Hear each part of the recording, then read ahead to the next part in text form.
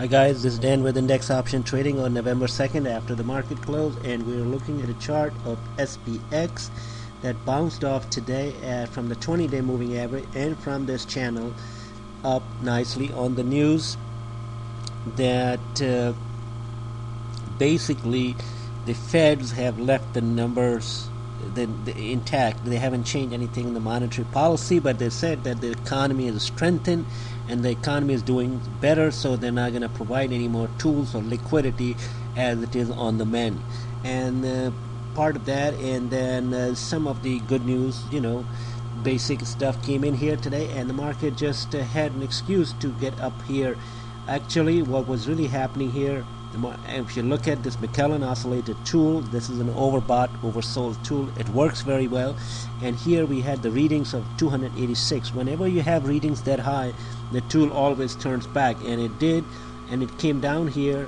Whatever the last 2 days selling on the fears that the Greek debt and the European crisis would unravel, but it brought down it here. It brought it down to almost today. Of 63, which is a normal reading. It's just a neutral reading, and the market because neutral reading it is not overbought. Let's go take a look on it, how the market did today.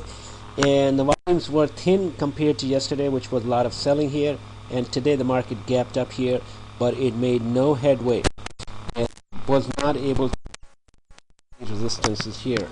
Some of the indexes here. Let me just go here and DJI, take a look at it. And the Dow Jones 78 points. Look at this from that channel. As from that channel, we're in shape. The direction the market remains up. There's a curve here, hook in the oscillator, and that is telling us the market will try to make that 2,000. What news? I don't know. Every time that Fed's FOMC reading comes out, then the market goes up. But we'll have to see how it does today. Some of the stocks that we have here I want to cover was GOLD. Take a look at it. This was a cup-shaped pattern here, and this handle it formed today. It gapped up. The buy point is 114.68, highest point. Now you could take this one also as well. It is 115, so 115.10. I would suggest that to the left, and it can take off. It has a good volume here today, 1.1, so 1.1 million, and this is a bullish stock.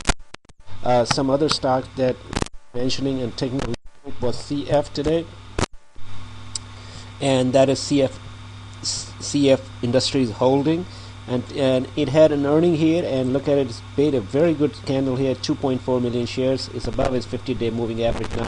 This is also a deep shaped cup. Cup is too much, and the market will try to get above this resistance here, about 172 and a half. Some of the other stocks, AMZN, it's looking better. It got beat up here because of the earnings, and now it's standing there 215. It'll be good at 222, 23, and the volume has been decreasing, so it may try to go up here. One of the baddest stock that has been hit this this crisis here in the last month or so, 2 months, is Netflix, and it has made no movement here. It's extremely oversold. It's oversold, but it hasn't moved anything. It's sitting there just like that. PCLN, our stock, which we have a position in it, is also trying to gap up, but it needs to. It's above the 200-day moving average. It needs to close above the 50-day and go above the 50-day moving average. Apple, and I will cover that also, is just bouncing off as this 50-day moving average and up right here at the 20-day.